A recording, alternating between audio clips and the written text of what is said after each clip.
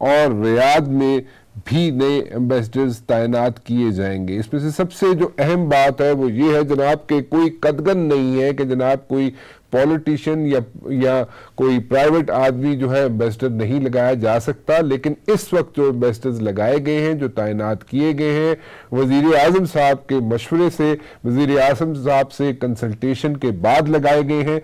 और ये जो एम्बेसडर्स लगाए जा रहे हैं इनके बारे में मैं जानना चाहूँगा, क्योंकि ये एक बहुत अहम इकदाम है जनाब, और इसलिए कि हमारी जो फर्स्ट लाइन ऑफ डिफेंस है, जिसका मैं बार बार जिक्र कर रहा हूं जनाब, जिसको डिप्लोमेसी कहते हैं, उसमें बहुत सी चीज़ें ऐसी हैं जो बहुत अरसे से हम चाहते ये थे कि उनमें चेंजेस आए, और ये सब लोग जो अभी तैनात हुए हैं वो ऐसे डिप्लोमेट्स हैं जो कैरियर डिप्लोमेट्स हैं। ये क्या बेहतरी ला सकेंगे, इससे क्या फ़र्क पड़ेगा, मैं जानना चाहूँगा एम्बेसडर रिजवान काजी साहब से। एम्बेसडर रिजवान काजी साहब जो है कौंसल जनरल रह चुके हैं जद्दा में, स्पेन में एम्बेसडर रह चुके हैं, मोरक्को में एम्बेसडर रह चुके हैं, और ऑस्ट्रेलिया और पुर्तगाल और यूएई में भी सिफारतकार रह चुके हैं। वहाँ पे सिफारती सरगर्मियाँ बड़े ज़ोर शोर से करते रहे, और बड़ा इन्होंने अपना सिफारतकारी में इन्होंने अपना लोहा मनवाया। रिजवान काजी साहब, thank you very much for joining me. ये जो नई तैनातियाँ हैं जी, और ये सब जो है ये फॉरेन ऑफिस के ही लोग हैं, कैरियर डिप्लोमेट्स हैं, आप क्या समझते हैं इनके लगाने से क्या फ़र्क पड़ेगा हमारी डिप्लोमेसी में, हमारी फर्स्ट लाइन ऑफ डिफेंस जो है उसमें क्या फ़र्क पड़ेगा, और क्या ये तैनातियाँ जो है जिसको फर्स्ट इंस्टॉलमेंट ऑफ रीशफल कहा जा रहा है, ये दुरुस्त है, या आप समझते हैं कि इससे बेहतर भी हो सकता था कोई काम? मैं सबसे पहले ये बताना चाहूँगा कि जितनी भी तैनातियाँ आज की गई हैं वज़ीर आज़म साहब की अप्रूवल से, वज़ीर ख़ारजा ने जो अभी ऐलान किया वो सब मेरिट पे की गई हैं, और वो सारे इंतहाई काबिल सफारतकार हैं, और जिन मुल्कों में इनको तैनात किया गया है वहाँ के मुतल्लिक़ गहरी मालूमात रखते हैं। और ये डॉक्टर असद मजीद जिनको अमेरिका में भेजा गया है वो वहाँ पे डिप्टी हेड ऑफ मिशन भी रह चुके हैं, न्यूयॉर्क में भी काम कर चुके हैं, और इस वक्त जापान में हमारे सफीर हैं और इंतहाई काबिल सफारतकारों में शुमार होते हैं। रजा बशीर तारड़ साहब जिनको जो हाई कमिश्नर हैं कीनिया में, उनको कनाडा भेजा गया है, उनका भी वो वहाँ का बहुत उस इलाके का तजर्बा है। वो डिप्टी हेड ऑफ मिशन और न्यूयॉर्क में हमारे यूएन मिशन में, और उनकी काबिल कदर खिदमत हैं। एहसन रजा पहले दुबई में रह चुके हैं, उनको दोहा में भेजा गया है। नफीस जकरिया डिप्टी हाई कमिश्नर लंदन रह चुके हैं, और वो अब वहाँ से मलाइशिया से वहाँ पे भेजे जा रहे हैं। हामिद असगद साहब जो हैं वो अभी डील कर रहे हैं अफ्रीका से, डीजी अफ्रीका हैं, उनको मोरक्को भेजा गया है। तो इस तरह जितने भी ये लोग भेजे जा रहे हैं ये सब मेरिट पे तैनात किए गए हैं, जिससे मुझे ये सबसे बड़ी खुशी हुई है कि फॉरेन सर्विस के अफसरान को एक एनकरेजमेंट मिलेगी कि उनकी मेहनत और उनकी काबिलियत को रिकग्नाइज किया गया है। हुकूमत की चॉइस है कि वो पॉलिटिकल लोगों को लगा दे, नॉमिनीज को वहाँ पे, या फॉरेन सर्विस के लोगों को। मैं फॉरेन मिनिस्टर को भी मुबारकबाद पेश करता हूँ कि उन्होंने फॉरेन सर्विस के इंटरेस्ट का ख्याल किया और इंतहाई काबिल अफसरान को इन जगहों पे लगाया, और मुझे यकीन है कि ये लोग अपनी जिम्मेदारियां बड़े आसान तरीके से सरअंजाम देंगे। रिजवान साहब, एक चीज़ ज़रा समझाइएगा, ये सब जो ममालिक हैं बड़ी इंपॉर्टेंट पोस्टिंग्स हैं ये सारी, डू यू थिंक के एक तो ये समझा दीजिए कि हमें एक एसओपी तो ठीक है, उसमें थोड़ा सा वक्त लगता है और म्यूचुअल कंसेंट होती है, एक आप अपनी कंसेंट शो करते हैं, यानी कि पाकिस्तान अपनी कंसेंट शो करेगा, और फिर उस मुल्क में जहाँ पे तैनाती होनी है वहाँ की भी कंसेंट जो है दरकार होती है। इस सारे प्रोसेस में कितना वक्त लग सकता है ताकि ये सब लोग जो है अपनी जगह इन प्लेस हो जाएं? मुख्तलिफ ममालिक में राना साहब मुख्तलिफ किस्म का प्रोसीजर हैं। प्रोसीजर तो एक ही है लेकिन वक्त कम और ज्यादा लग सकता है। अमेरिका और लंदन ये जगह जल्दी फिल होनी चाहिए। पाकिस्तान ने तो अपनी प्राइम मिनिस्टर साहब ने तो अप्रूव कर दी है। अब ये वहाँ उनके मुल्कों को भेजा जाएगा उन दारुल हुकूमतों में, और वहाँ हमारे सफारत खाने जो हैं वो आगे इनकी नॉमिनेशन भेजेंगे और एग्रीमेंट मांगा जाएगा, जो कि 4 से 6 हफ्ते भी ले सकता है, और बाज़ दफा थोड़ा सा ज्यादा भी लग जाता है वो। लेकिन 4 से 6 हफ्ते नॉर्मल वक्त है जो लगता है। So the normal time span is like 4 से 6 हफ्ते, और 4 से 6 हफ्ते में ये सब जो अपॉइंटमेंट्स जो सब नाम सामने लाए गए हैं, यानी कि दुबई में अहमद अमजद अली साहब, हवाना में जनाब साहिबजादा साहब हैं, शहरियार अकबर साहब हैं, मोरक्को में हामिद असगर खान साहब हैं, कतर में सैयद हसन रज़ा साहब हैं, ओटावा में रज़ा बशीर तारड़ साहब हैं, और डॉक्टर असद मजीद खान साहब हैं अमेरिका में, और नफीस ज़िक्रिया साहब हैं यूके में, और रियाद में राजा अली इजाज साहब हैं। और ये सब लोग आपका जो जैसे आप बता रहे हैं, इन सब लोगों को यानी कि एग्रीमा भेजा जाएगा, और उसके बाद इनको 4 से 6 हफ्ते तक लग सकते हैं। 4 से 6 हफ्ते मैक्सिमम टाइम स्पेन है, और उसके बाद ये इन प्लेस हो जाएंगे, अपने अपने ऑफिस जो हैं, अपनी अपनी जहाँ पे इनकी तैनाती हुई है इन एम्बेसडर्स की या हाई कमिश्नर्स की, ये वहाँ पे अपना अपना ऑफिस संभाल लेंगे। ऐसे ही है जी राना साहब, मगरबी ममालिक में मुमकिन है थोड़ा सा वक्त ज्यादा लग जाए। अच्छा। उसकी वजह ये है कि वहाँ पे अब दिसंबर में आपको पता है क्रिसमस हॉलीडेज आ जाएंगी और न्यू ईयर हॉलीडेज आ जाएंगी। जी। तो उसके बाद 15 जनवरी के बाद वो नॉर्मली जो नॉर्मल काम रिज्यूम हो जाता है वहाँ पे। तो मेरा ख्याल है उसमें शायद थोड़ा सा 2-3 हफ्तों का फर्क पड़ सकता है, लेकिन अमूमन एग्रीमा में 4 से 6 हफ्ते लगते हैं। ठीक है। सो एक चीज़ आपने बड़ी अहम बताई, और वो ये है जनाब कि इन सब की तैनाती जो है वो मेरिट पे हुई है। यू बीइंग एम्बेसडर, और आपकी नज़र में ये मेरिट पे सारी तैनातियाँ की गई।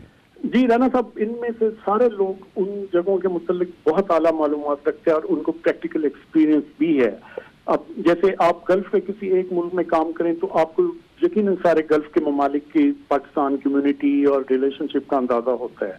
तो वो आप इन सब लोगों में वो चीज सामने रखी गई है। और ये मुझे ज़ाती तौर पर मैं डीजी पर्सनल भी रहा हूँ और एडमिनिस्ट्रेशन को भी फॉरेन ऑफिस में देखता रहा हूँ। तो मुझे सबसे बड़ी खुशी ये है कि ये सारे लोग मेरिट पे और अपने काबिलियत के लिहाज से बेहतरीन चॉइसेस हैं।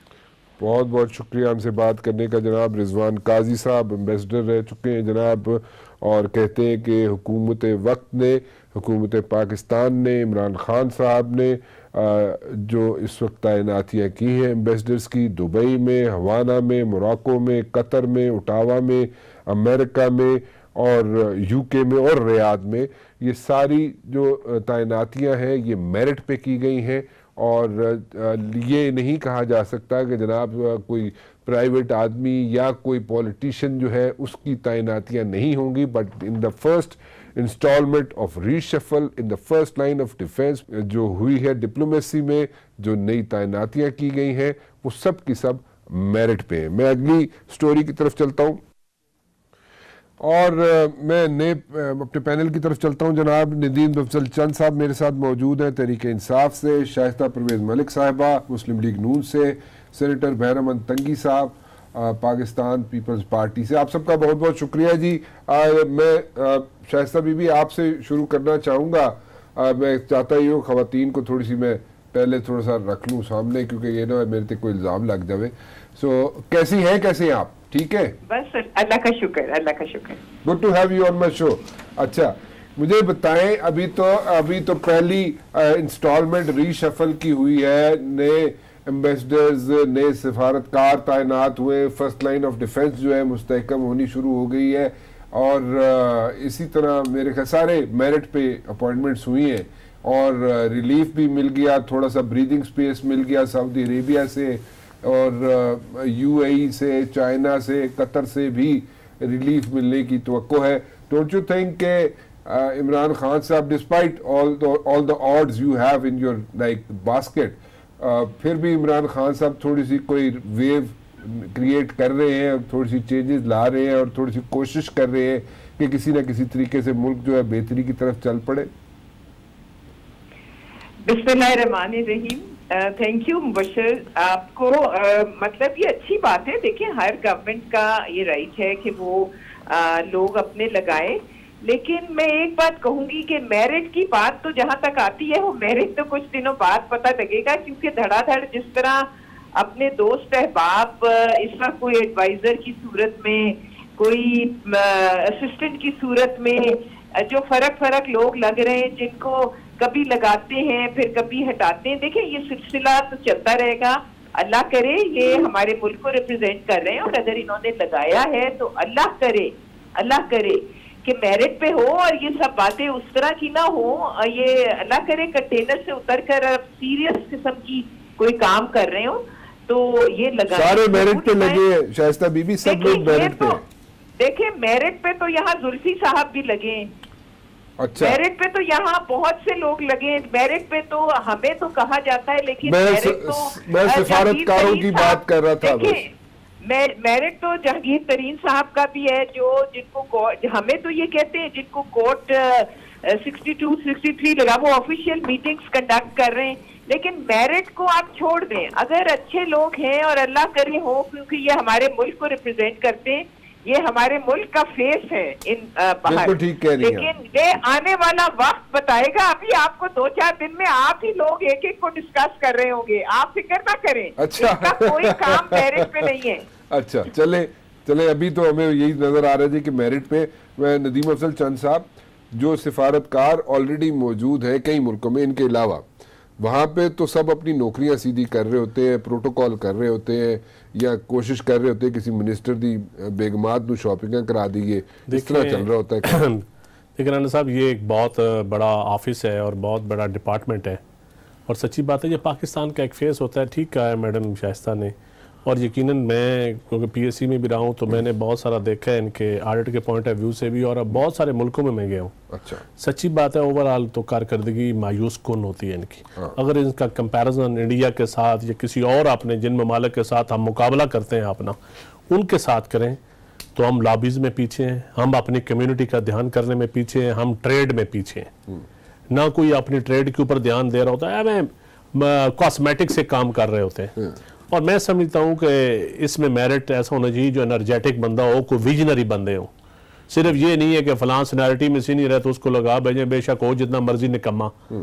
ये लेकिन अब ये एक चेंज आई है कि फॉरेन ऑफिस के लोग लगाए गए, क्योंकि उनको इतराज़ होता था पॉलिटिकल अपॉइंटी से या किसी और सर्विस से आए। तो पॉलिटिकल अपॉइंटी भी लगा दे, कोई फर्क तो नहीं, कोई हर्ज नहीं होता और मेरे ख्याल में। लेकिन अगर लगाया, अगर गवर्नमेंट ने ये लगाया तो ये अच्छा है। ये अब डिपेंड करता है कि फॉरेन सर्विस वालों को अभी इम्तिहान है कि वो भी उनको भी देखना पड़ेगा कि वो क्या डिलीवर करते हैं। लेकिन अगर आप एक एक सफारत खाने का, एक एक मुल्क का, अगर आप ट्रेड के हवाले से, कम्युनिटी के, अपनी पाकिस्तानी कम्युनिटी के हवाले से, या पाकिस्तान का इमेज वहाँ पे उजागर करने के हवाले से कभी आप एनालिसिस करें ना, तो माजी में तो कारकर्दगी मायूस कुन मैंने बहुत सारे ममालिक में देखी है। अगर आगे अल्लाह करे कोई बेहतरी आ जाए, क्योंकि इसमें कोई सियासत नहीं होती। जब हम मुल्क से बाहर होते हैं तो हमारा अपना मुल्क ही होता है, हम कोई पार्टी नहीं होती। फर्स्ट लाइन ऑफ डिफेंस है जी हमारी, और डिप्लोमेसी जिसको कहते हैं, फर्स्ट लाइन ऑफ डिफेंस हमारी। लेकिन साबका कारकर्दगी देखी जाए तो कोई अच्छी नहीं है। वो साबका कारकर्दगी तो अच्छी नहीं है, लेकिन ये जो अपॉइंटमेंट्स हुई है अभी, अल्लाह करे और उसमें सही हो जाए तो पॉलिटिकल अपॉइंटीज होते हैं वो इनकी निस्बत पहले मैंने देखा बेहतर काम कर रहे होते हैं। लेकिन आज शाह महमूद कुरैशी साहब ने भी कहा और खान साहब ने भी इंडिकेट किया था कि पॉलिटिकल अपॉइंटीज भी लगाए जा सकते हैं। हो सकता है कई जगहों पे पॉलिटिकल अपॉइंटीज भी अच्छा काम करते हैं, बट ये जो बंदे अभी लगे हैं, यानी कि मोरक्को में, हवाना में, दुबई में, ओटावा सारे अच्छे लोग हैं, सारे लोग हैं, यूके में, रियाद में, ये they are very seasoned I would say diplomats ही। लेकिन मैं थोड़ा सा तंगी साहब की तरफ भी जाऊंगा, तंगी साहब आप थोड़े से ब्रेक ले लूं, मैं ब्रेक के बाद वापस आता हूं, आपकी तरफ आऊंगा, इस पे भी आपकी एक कमेंट चाहिए होगा मुझे, फिर मैं जरा थोड़ा सा पॉलिटिकल साइड पे जाऊंगा एक छोटी सी ब्रेक के बाद। बैरमन तंगी साहब, पीपल्स पार्टी से आपका ताल्लुक है, आप बताएं इस वक्त घेरा जो है वो तंग होता हुआ नजर आ रहा है आपकी लीडरशिप पे, और जो JIT बनी है, जैसे मियां नवाज शरीफ साहब के बनी थी JIT, उसी तरह जनाब जरदारी साहब के लिए बन गई है, या उनकी बहन के लिए बन गई है, और केसेस जनाब वो बिल्कुल ऐसे सर पे आपके खड़े हैं। आपको कल क्या नजर आ रहा है? आपको कोई ऐसा तो नहीं नजर आ रहा कि कोई अरेस्ट होने वाला है, कोई बंदा शंदा या बंदे? बिस्मिल्लाहिर्रहमानिर्रहीम, thank you so much Rana साहब। हमें 88 वाले भी दिन याद हैं जो हमारे घेरा तंग किया था और हमारे ऊपर बहुत ज्यादा चार्जेस लगा के मेरी लीडरशिप को जेलों में बंद किया। और फिर 1997 में भी मुझे वो दिन याद है कि जब मेरे लीडर जरदारी साहब को गिरफ्तार करके लाहौर के घर में बंद किया तो दो बातें सामने आई थी। एक ये बात कि 6 कंटेनर सोने से बड़े पकड़े गए हैं वहाँ कराची बंदरगाह पे, और जिस घर में जनाब आसिफ अली जरदारी साहब को नजरबंद किया है तो वो पूरा घर जो है वो कंटेनर डॉलरों से भरे हैं। तो दूसरे दिन मेरे लीडर जनाब आसिफ अली जरदारी साहब ने ऐलान किया कि ये डॉलर्स और सोना पाकिस्तान के अवाम में तकसीम करें और मुझे सजा दे दे। लेकिन राना साहब आज तक उन कंटेनर्स का भी पता नहीं चला सोने का और उन डॉलर्स का भी। और इसी तरह 88 में जब एक स्कीम शुरू हुई थी सेवर रेपल का, तो लोगों ने कहा था कि ये सेवर रेपल स्कीम भी जरदारी साहब के है और इसको सजा दे दी। तो आज अगर मेरी लीडर के घेरा तंग करने जा रहे हैं और ये लोग सोच रहे हैं, तो पाकिस्तान पीपल्स पार्टी की लीडरशिप ने 88 से लेके अभी तक वेलकम भी किया है और इससे ना डरे हैं ना डरेंगे। अगर आज कुछ लोगों नादान लोग जो इस वक्त सिलेक्टेड प्राइम मिनिस्टर हैं या कुछ और लोग चाहते हैं कि उसके आसिफ अली जरदारी साहब के घेरा तंग करके उनको डराएंगे, तो जनाब आसिफ अली जरदारी साहब और पाकिस्तान पीपल्स पार्टी की लीडरशिप और वर्कर ऐसे हरबों से न डरे हैं न डरेंगे। हम मुकाबला करते हैं, चाहे वो पाकिस्तान पीपल्स पार्टी की हुकूमत हो या अपोजिशन में हो।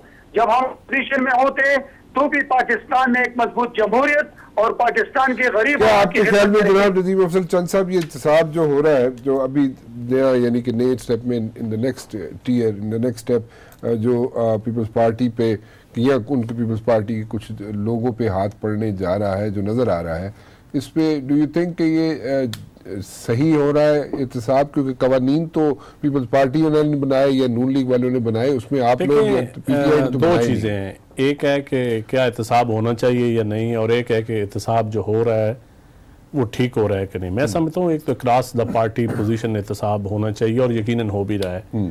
आप देख लें कि पीटीआई के लोगों को भी रिजाइन रेफरेंस भी जा रहे हैं, इंक्वायरीज भी हो रही हैं, नून लीग के भी हैं और पीपल्स पार्टी के, और सारी मैंने सुना है कि आपके 3-4 लोग आप वो भी देखिए, मैं समझता हूँ कोई भी हो, खा पीटीआई के बंदा हो, मेरे ख्याल में सबका एहतसाब। देखें, एहतसाब को माना ही उस वक्त जाएगा जब आप सबका एहतसाब करेंगे। अगर आप सिलेक्टेड एहतसाब करेंगे तो उसको फिर कोई नहीं माना जाएगा, वो फिर तारीख में। दूसरा, राना साहब, मेरा तो इस मामले में पॉइंट ऑफ व्यू बड़ा क्लियर है कि इसमें अदल होना चाहिए, अदल के अलावा तो कोई गुंजाइश नहीं। जो मेरे पास इंफॉर्मेशन है कि 3-4 एक चीज जो मैं कहता हूँ, कोई भी हो, किसी भी पार्टी से हो, गवर्नमेंट का इसमें बहुत थोड़ा मदाखलत होती है। नैब एक इंडिपेंडेंट अदारा है, अगर इंडिपेंडेंट नहीं है तो उसकी भी जिम्मेदार आज पीपल्स पार्टी और नून लीग है।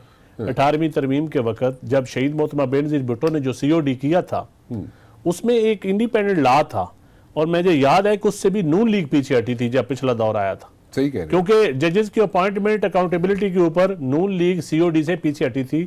इफ्तिखार चौधरी साहब का उस वक्त प्रेशर था।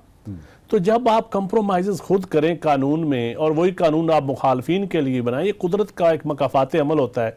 जो मैं आपके लिए आज बनाऊंगा, कल को वो मेरे ऊपर ही उसका इस्तेमाल हो जाएगा। तो ये इस मुल्क में हुआ है। इसके ऊपर जिसने भी कानून बनाए हैं, ठीक है, वो उसी के खिलाफ इस्तेमाल हुए हैं। और मैं समझता हूं कि अगर भी अब भी समझते हैं कि ये कोई कानून में पेचीदगियां हैं, जो बहुत सारे सवाल उठ रहे हैं नैब के ऊपर या FIA के ऊपर या और चीज़ों के ऊपर, तो उस पर पार्लियामान बेस्ट फोरम है। पार्लियामान के अंदर जाएं। और अभी भी मैं समझता हूं कि ये अपॉर्चुनिटी है इस वक्त, क्योंकि अकाउंटेबिलिटी हो रही है। अकाउंटेबिलिटी के ऊपर अपोजिशन सवाल भी उठा रही है, तो अपोजिशन के पास बेस्ट अपॉर्चुनिटी है। लेजिस्लेशन की तरफ जाएं, कानून साजी करें, सेंसस करें। But do you think this is the right time कि लेजिस्लेशन की? मैं कहता हूं कि अगर अपोजिशन बनाई ना, आपकी दोबारी आई नहीं। मैं कहता हूं कि हुकूमत ऑलरेडी कह चुकी है कि हम लेजिस्लेशन के लिए तैयार हैं, हम इसके ऊपर बातचीत के लिए तैयार हैं, और पार्लियामेंट राइट फोरम है। हुकूमत चाहे या ना चाहे, कोई आइडियल सा सिस्टम अपोजिशन ही लेके आ जाए। ऑल पार्टीज कॉन्फ्रेंस कर रहे हैं, उसका एजेंडा नंबर 1 करें कि जो एहतसाब का निज़ाम है वो COD के तहत, उसी के ऊपर आज PTI के साथ बैठ के मुज़ाकरात करें। 2 पार्टियों ने तो ऑलरेडी साइन किए हुए हैं, छोटी पार्टियां आपके साथ है, तो आप आए उसके ऊपर कहें कि बैठ के हम एहतसाब का निज़ाम माने कि हमने भाई, ये तो चेयरमैन नाब आपका अपना लगाया हुआ है, पिछला चेयरमैन इनका अपना लगाया हुआ था। तो ये मैं समझता हूँ। और रही गई बात, मैं समझता हूँ बिल्कुल सिलेक्टेड अकाउंटेबिलिटी नहीं होनी चाहिए, ना होगी। ठीक है, बिल्कुल नहीं होनी चाहिए, ना होगी यानी कि पीटीआई के लोग भी रगड़े जाएंगे। लेकिन जिसने जितनी हुकूमतें की हैं उस हर हुकूमत का हिसाब, हर दौर का हिसाब देना पड़ेगा।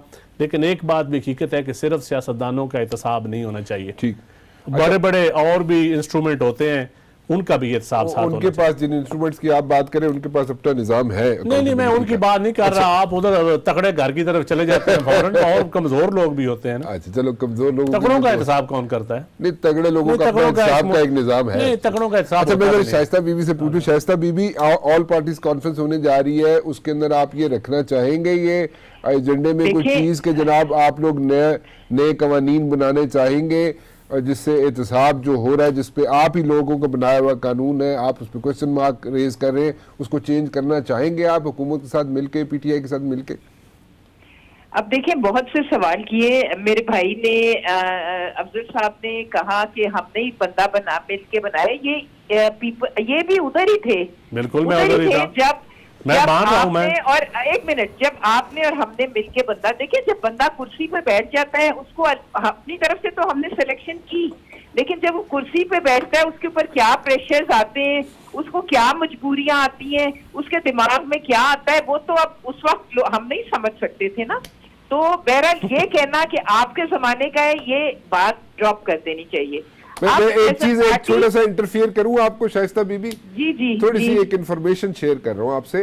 यही नैब के चेयरमैन थे और यही नैब के चेयरमैन को लगाने के लिए नून लीग भी और पीपल्स पार्टी के लोगों ने मेरी गुजारिश सुन लीजिए, 2 साल तक आप लोगों ने इन पे मेहनत की थी कि ये बंदा जनाब चेयरमैन नैब लगे, और ये मुल्क से बाहर आप लोगों ने कोशिश की थी ऑस्ट्रेलिया में।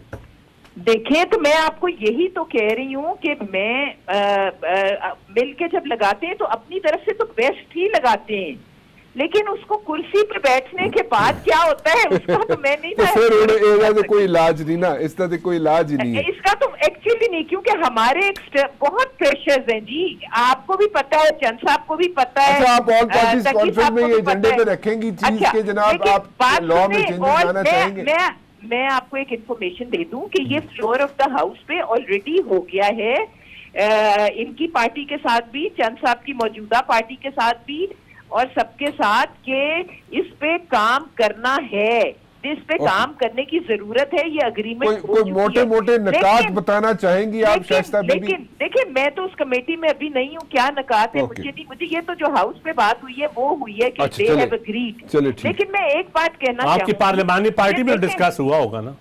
नहीं, हमारी पार्लिमानी पार्टी में अभी नहीं डिस्कस हुआ। मैं एक बात और कहना चाहूंगी कि देखिए, ये जो करप्शन के खिलाफ इन्वेस्टिगेशन, इसके खिलाफ कोई नहीं है, हम सब चाहते हैं कि ये होना चाहिए। तो फिर शोर लेकिन बिल भी जो करप्शन के खिलाफ है वो बिल पास लास्ट अगस्त में हो गया है असेंबली से, जिसमें 0 टॉलरेंस फॉर करप्शन है। लेकिन मैं एक बात और कहना चाहूंगी कि देखें, जब भी आप एहतसाब करें, इट शुड फॉलो द जो सही प्रोसेस है वो प्रोसेस फॉलो नहीं हो रहा जी। नहीं, बिल्कुल नहीं। अच्छा चले, मैं अक्रॉस द बोर्ड हो, अक्रॉस द बोर्ड तो तैयार है जी। मैं आपको बता रहा हूँ कि 4-6 बंदे पीटीआई के गिरेंगे 4-6 बंदे। मुझे आप बताएं कि उनका एहतसाब होगा? गिरने से मुराद मेरी ये कि 4-6 बंदों का एहतसाब होगा, इट्स ऑन द कार्ड्स। इधर जो इनके पास जो लोग बैठे हैं इस वक्त मौजूदा, जिधर चंद मेरे भाई बैठे हैं, अफजल साहब, इनके इर्द वहाँ एहतसाब रुक गया है। शहबाज शरीफ को गिरफ्तार कर लिया गया। अच्छा, ना कोई सबूत, ना कोई अभी कोई केस बना, ना इन्वेस्टिगेशन हुई, और गिरफ्तारी पहले हो गई। तो ये किस किस्म का मैं इसका जवाब लेके देता हूँ आपको शाइस्ता बीबी। ये पॉलिटिकल विक्टिमाइजेशन है। मैं चंद साहब को बोलूंगा, एक छोटी सी ब्रेक ले लूं, चंद साहब को बोलूंगा इसका जवाब भी दें कि जनाब पहले पकड़ लिया गया और बाद में जनाब उस केस बनेगा या रेफरेंस बनेगा। ये तरीकाकार आप ही लोगों ने कानून बनाया हुआ है या इसमें कोई चेंजेस हुई है या कोई दगड़ मूसा हो गया है? एक छोटी सी ब्रेक के बाद। बहरमन तंगी साहब, मुझे बताएं, आपने जनाब अभी एजेंडे पे तो वो कह रहे हैं जनाब कि हमने ये रख लिया है कि जनाब इस पे चेंजेस लानी चाहिए, ऑल पार्टीज कॉन्फ्रेंस के एजेंडे पे रख ली चीज़ के जनाब चेंजेस लानी चाहिए एहतसाब में, और किस तरीके से चेंजेस लानी चाहिए उस पर वर्किंग हो रही है पीटीआई के साथ। Are you happy with this thing, या आपको मजीद चाहते हैं कि जनाब ये सब मसला ही ख़त्म हो जाए, एहतसाब होना ही बंद हो जाए? देखिए, जहां तक एपीसी के एजेंडे का ताल्लुक है तो मैं समझता हूं कि इस वक्त एपीसी बुलाने पे बातचीत चल रही है और ऐसी कोई अभी एजेंडा नहीं बना है, नहीं बना कि जो एजेंडा मतलब कि बनेगा तो मेरे ख्याल में वो तमाम जो अपोजिशन जमाते हैं, मुल्क के तमाम पॉलिटिकल लीडरशिप है, उनके साथ मुशावरत के बाद एजेंडा बनेगा। तो मेरे ख्याल में अभी तक कोई ऐसी एजेंडे वाली बात नहीं है। जहां तक इत्तेसाब का ताल्लुक है, राना साहब, पाकिस्तान पीपल्स पार्टी इत्तेसाब पे यकीन रखने वाली जमात है, लेकिन अक्रॉस द बोर्ड। और वो मैं आपको याद दिलाना चाहता हूं कि 2008 में जब पाकिस्तान पीपल्स पार्टी की हुकूमत बनी तो उसने अपने एहतसाब के लिए चौधरी निसार को पब्लिक अकाउंट कमेटी का चेयरमैन बना दिया कि पाकिस्तान पीपल्स पार्टी की हुकूमत है तो आपका हक है कि आप पीएससी का मतलब चेयरमैन बने। मैं समझता हूं कि पीपल्स पार्टी ने कभी ये नहीं कहा है कि एहतसाब ना हो, पाकिस्तान पीपल्स पार्टी ने कभी नहीं कहा है कि आप चुनाव न पकड़े, लेकिन जो एतराज है वो ये है कि डेमोक्रेटिक सिस्टम को कमजोर होने नहीं देते हैं। डेमोक्रेटिक सिस्टम कैसे कमजोर हो जाता है? इंसाफ शुरू होता है, डेमोक्रेटिक सिस्टम कमजोर हो जाता है। सर मैं आपको बताता हूँ, कल जो इमरान साहब ने जो नेशन को स्पीच किया कि नेशन को स्पीच थी या उसने पीटीआई के जलसे में स्पीच किए हैं? क्या पीटीआई के जलसे को स्पीच करने जा रहे थे या उसने पाकिस्तान के कौम को स्पीच किया? एहतसाब से क्या ताल्लुक है, बताइए उसमें क्या? एहतसाब का ये ताल्लुक है कि उसने अपने नेशन की स्पीच को कहा कि शर्म आनी चाहिए, किसी को नहीं छोड़ूंगा, सबको गिरफ्तार करूंगा। तो भाई हम एहतसाब चाहते हैं, तो आप उसको अपनी तरफ क्यों ले रहे हैं? आप उसको अपनी तरफ क्यों ले रहे हैं? नहीं, मैंने कब कहा है कि मैं पीपल्स पार्टी वालों को ही गिरफ्तार करूंगा। पाकिस्तान की बात है और ये पाकिस्तान इमरान की नहीं है, मेरी पाकिस्तान है। इस पाकिस्तान के लिए मेरे लीडरशिप ने बहुत बड़ी कुर्बानियां दी है। लेकिन सिंपल सी बात है, अगर इमरान खान कह रहा है कि मैं चोरों को नहीं छोड़ूंगा या मैं हिसाब करूंगा, मेरी बात तो उसने किसी का नाम तो नहीं लिया इमरान खान। राणा साहब जब उसने कहा कि तमाम लीडर मुजरिम है, तो क्या ये जज और अदालत बन गए कि तमाम लीडर मुजरिम? उसने इमरान खान ने उस सेंस में कहा है कि पिछले 10 सालों में जिस तरीके से कर्जे लिए गए हैं वो मुजरिमाना तरीके से लिए गए। भाई तो अभी कल जो पैकेज ले आया है, मतलब कि सबसे पहले तो इस पैकेज की कंडीशन बताई, तो सबसे बड़ा मुजरिम तो ये है कि इसने कहा था कि मैं लूंगा तो खुदकशी करने को तरजीह दूंगा, लेकिन मैं कर्जा नहीं लूंगा। कंडीशनैलिटी तो है नहीं, उसके साथ कंडीशन तो कोई नहीं है जो लिया गया। क्यों चंद साहब? तो उस दिन फवाद चौधरी ने क्यों कहा था कि हमने सऊदी अरब से इसलिए कर्जा नहीं लिया कि उनकी कंडीशन सख्त है, और आज उसने कर्जा लिया तो कौन को तो बताएं कि वो कंडीशन क्या थे। और आज कंडीशन कोई नहीं है जी, कोई कंडीशन। देखें एक बात बात सुन ले चंद साहब, रहमान साहब नहीं मेरी बात पूरी करने दी। फवाद चौधरी के वो फुटेज निकाल के सुनाए। फवाद चौधरी अभी है नहीं है, मैं अब फवाद चौधरी का क्या कह सकता हूँ। उसकी फुटेज सुनाए कि सऊदी अरब से 2 हफ्ते पहले जो कर्जा नहीं लिया उसको कौन सी शराइत थी, जो उन शराइत पर उसने कर्ज एक्सेप्ट नहीं किया। चंद साहब से पूछ लेते हैं ना। चंद साहब आप बताइए। 2 चीजें हैं। एक तो ये बात बिल्कुल ठीक है कि जो भी इंटरनेशनल एग्रीमेंट होना चाहिए, ये पिछली एक नेशनल सिक्योरिटी कमेटी में ये फैसला हुआ था पिछले दौर में कि वो पार्लियामेंट के सामने पेश किया जाएगा। तो ये तो आपका मैं समझता हूँ बिल्कुल पॉइंट वैलिड है और ये आना चाहिए। हालांकि पिछले नून लीग के दौर में एक एग्रीमेंट भी पार्लियामेंट में नहीं आया, खा LNG का हो खा कोई और हो। लेकिन आपकी ये जो बात है कि सऊदी अरब के साथ क्या शराइत हुई हैं, ये बात बिल्कुल जायज़ है। वो पार्लियामेंट में ज़रूर उसके ऊपर आप अपना बिल पेश करें, आप डिमांड करें, ये तो कोई हरज नहीं है। दूसरा, आप मैं समझता हूँ कि जो आप कह रहे हैं कि खुदकुशी वाली बातें, ये पॉलिटिक्स में जलसों की बातें और होती हैं, लेकिन आप चाहते हैं कि इस मुल्क में कत्लो गारत या खुदकुशियों वाला काम ये पॉलिटिशियन में ये होना चाहिए। ये अल्लाह माफ करे, हमें उस दौर से निकलना चाहिए। हमें उस दौर से, अब मेहरबान साहब मेरी एक मिनट सुनो, मैं हमें उस दौर से निकलना चाहिए। रहेगी बात अकाउंटेबिलिटी की, देखिए जब कौम से खिताब होता है उसमें किसी का नाम नहीं लिया उन्होंने एक कहा है कि एहतसाब साहब के लिए होगा। देखिए उनका अपना एक मिनिस्टर एडवाइजर बाबर अवान के ऊपर रेफरेंस गया तो उससे रिजाइन वो उन्होंने दे दिया। ये आप लेकिन या तो आप कहें कि हुकूमत में फलां बंदों के ऊपर केसेस हैं और वो हुकूमत में बैठे हुए हैं, बिल्कुल बात ठीक है। वो तो चेंज जो तब्दीली आई है ना, आप कहें कि हुकूमत में फलां बंदे के ऊपर केस है और वो हुकूमत में वो मिनिस्टर है वो बैठा हुआ है, वो कन्फ्लिक्ट ऑफ इंटरेस्ट भी है, या कोई ऐसा काम कर रहा है जो बिजनेस कर रहा है और हुकूमत में भी बैठा हुआ है और उसका बिजनेस भी उससे रिलेटेड है। हालांकि साबका अदवार में लोग बिजनेस भी करते रहे, साथ वजारतें भी करते रहे। ये देखिए, ये इस मुल्क के साथ जो बड़ा खिलवाड़ हुआ है ना, ये कोई भी हुकूमत हो, खा पीटीआई की हो, खा नून की हो, खा पीपल्स पार्टी की हो, मैं समझता हूं आप वर्कर आदमी हैं, ये